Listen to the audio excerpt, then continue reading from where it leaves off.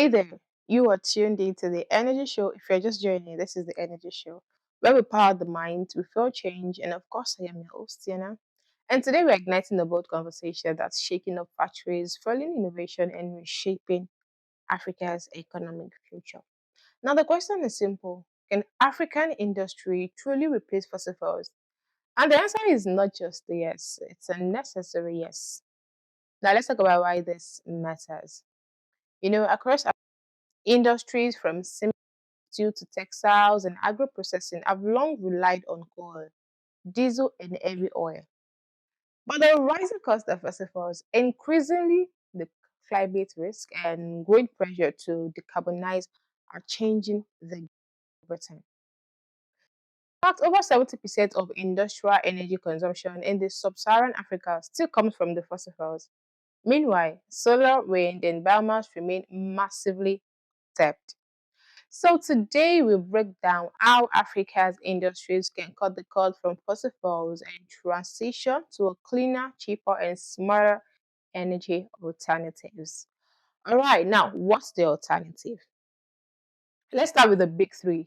The big three: the solar, the biomass, and the hydroelectricity. Now, if we talk about the solar energy, with over 300 days of many African countries, thermal systems and the photovoltaic panels are ideal for powering factories. Countries like Egypt and South Africa are already making waves with solar industrial parks. Now let's talk about the biomass and waste. From sugar gas in Kenya to palm kernel shells in Nigeria, agricultural residues are becoming fuel girls.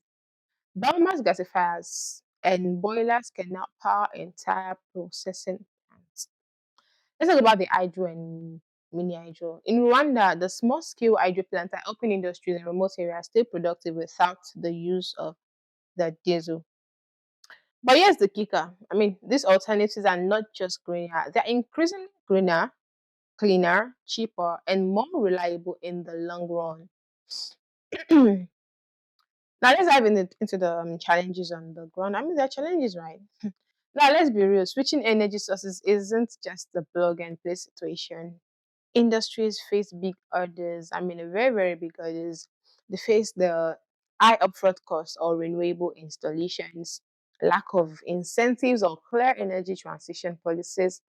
They also face limited technical capacity for maintenance. Not forgetting the fear of downtime during the switch.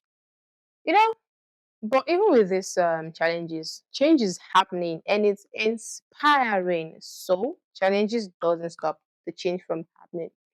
Now let's talk about success stories across Africa. Hmm. In Ethiopia, the Mojo Green Industrial Park is powered largely by the hydro.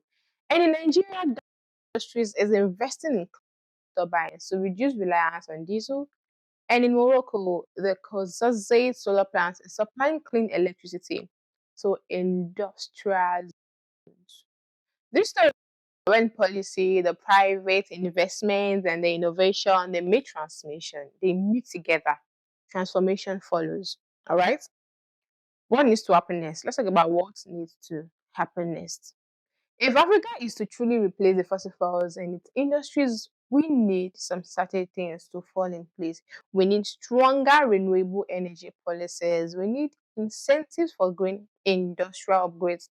Of course, we are going to be needing more public-private partnerships. We need skills development and technical training.